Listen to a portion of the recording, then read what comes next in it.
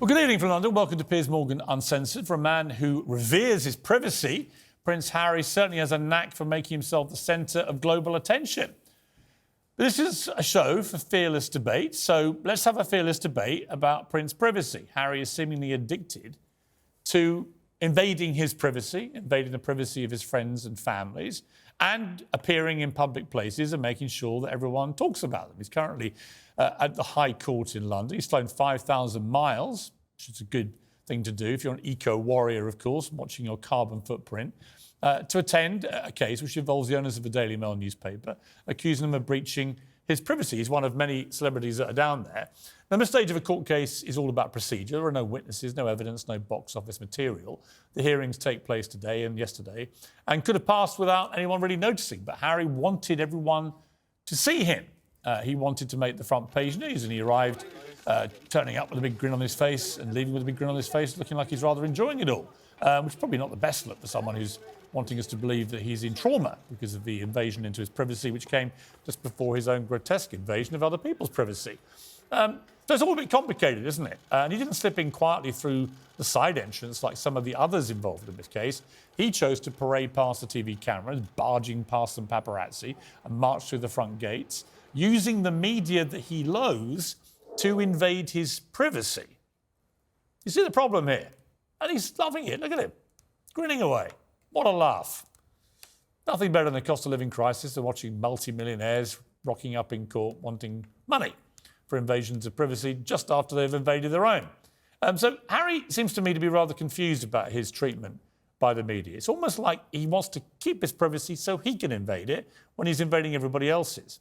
Even our fair-minded peers on neighbouring networks appear to have woken up and sniffed the hypocritical coffee. He has been taking lots of notes again today. There's no need for him to be here because all of the evidence that's being presented on behalf of the claimants is written. So it really is, the fact that he's appeared today was about sort of being seen publicly.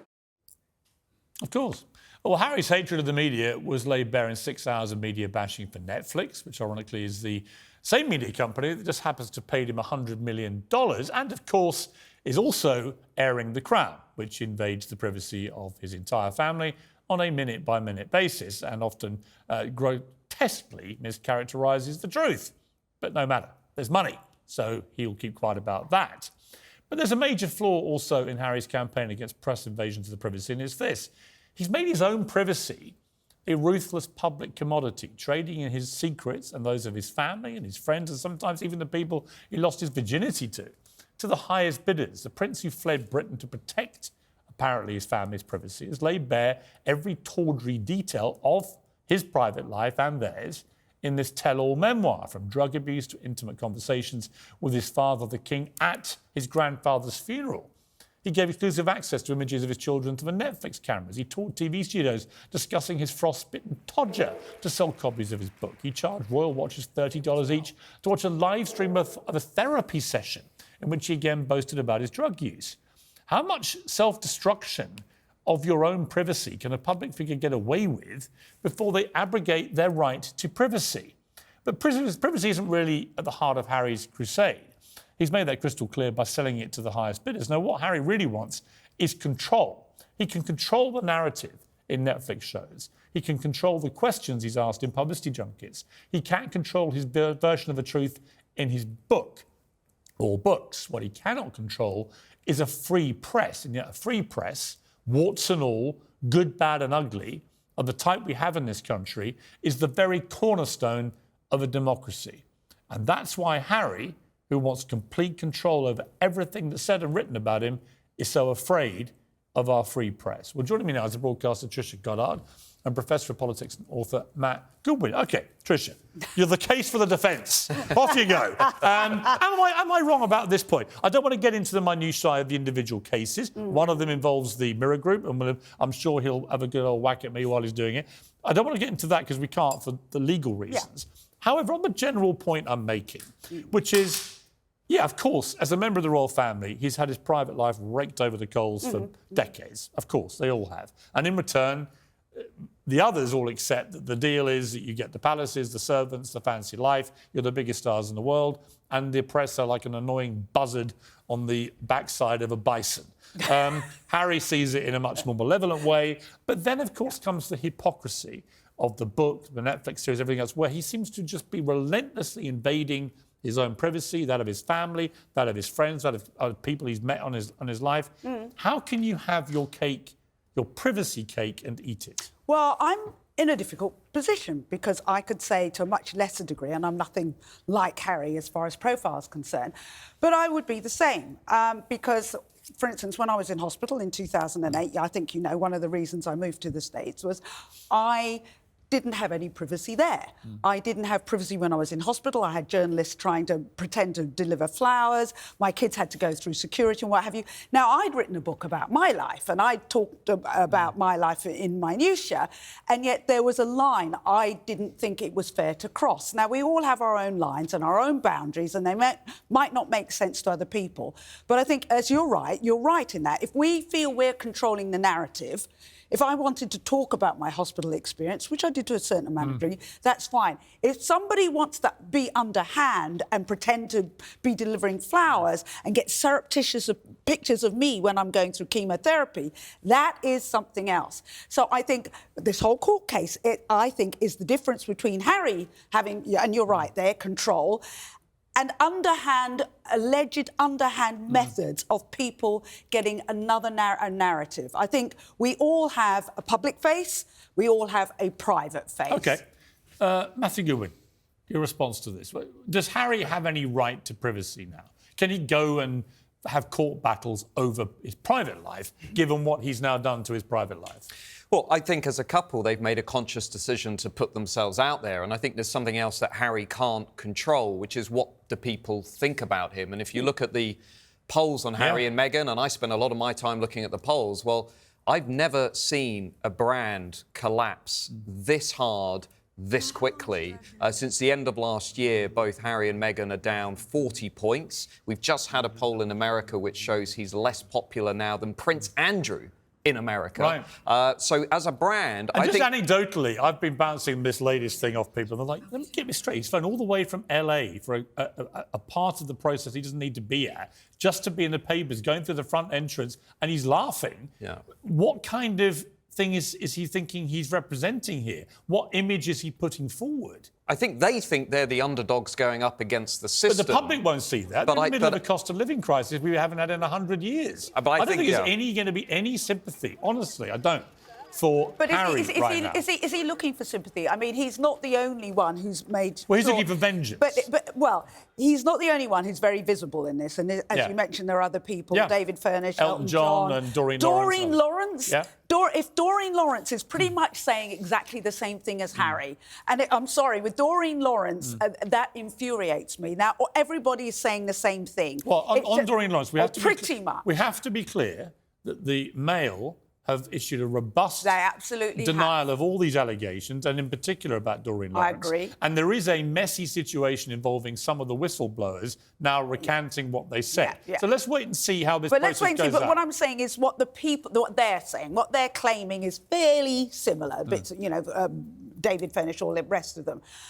So I think it is about control. And when you say about him laughing as he goes into court, I don't know why, but it brings to mind somebody else, Suella Braverman, laughing in Rwanda. Inappropriate. Sometimes people do stupid things in serious situations. I mean, there's also a sadness here, isn't it, Matthew? And it is a sadness because he's over here and he's flown all this way to go and have his little moment in the court and in the papers because he hates the press. But he's not being seen by any of his family, it's been reported.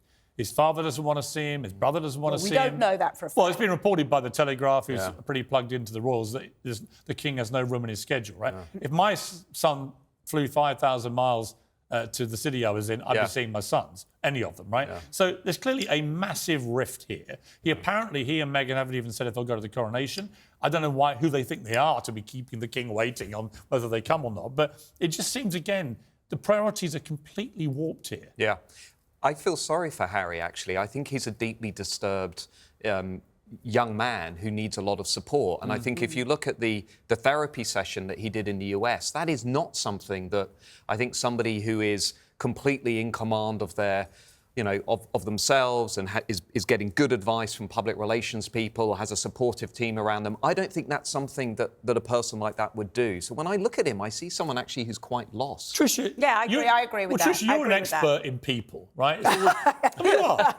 No, you've always been great at giving people advice. No, I agree. I actually agree with Matthew. I think the people around him have given him crap advice. Yeah, I agree. Really do. And also, because there's a disconnect, the people around him, a lot of them are Americans. Well, let's be clear about when you say that. Look, I think the main driver of a lot of this is Meghan, his wife. But even so... But here's my point about her. Even but so, she's an American... Let's finish my point. She's an American who's probably got exactly what she wants out of it. She's living in the state she grew up in a massive mansion with hundreds of millions of dollars coming in. Say, and I don't think she cares about the royal family or the monarchy or any of it. Why would she? But I don't know whether that is or not. But I'm coming back to Matthew's point. The people around him, we all come up with stupid ideas now and again. If you're in the media and somebody says, oh, come on, shut up. Yes. There is nobody around. I think he's got a lot of enablers. And they're fueling his kind of perpetual victimhood. And yet when I watched him marching into court the last couple of days, I don't see a victim at all. I see a victim. Do you? I see a victim of circumstance, to echo you, of tragedy, of pain, of not knowing where they are, of being lost. And there's many people in many families. How much can you milk that? Yeah, I see. When you're actually born into gigantic privilege, and when so many millions of people are going through genuine life or death hardship right now, I just think there is a very limited pool of sympathy for Prince Harry right now in this country, for watching him take on the media again and railing about privacy. People are like, hang on, hasn't he just done a book about all his private life? Yeah, I see a symbol of everything that's wrong with our culture and, to be honest, everything that's wrong with Well, you've written a good book about this, generations. Values, Voice and Virtue, which touches on a lot of this, right? Yeah, so basically it's about how have we got here as a country, how have we gone through the last 10 years of political turbulence, and my argument in a nutshell is we now have a new elite in this country that has become dangerously disconnected from the values that are held by most people out there who feel that they don't have a voice in the conversation, and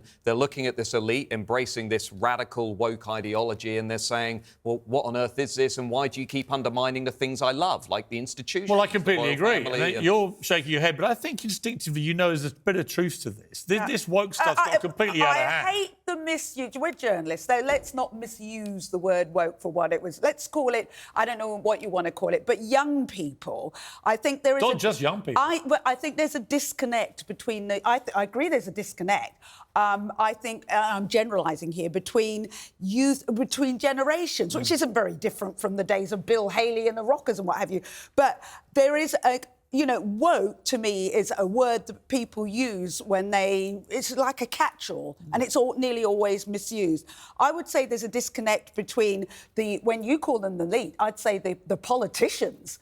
It's not just the politicians anymore, though. At the moment, for the last 10 years, we've had the same political people in power. So if you're going to moan about immigration and everything else, For sure. It's politicians on the left, on the right, but it's also the creative class, cultural institutions. I also think, though, we've become, as a society, pathetically weak.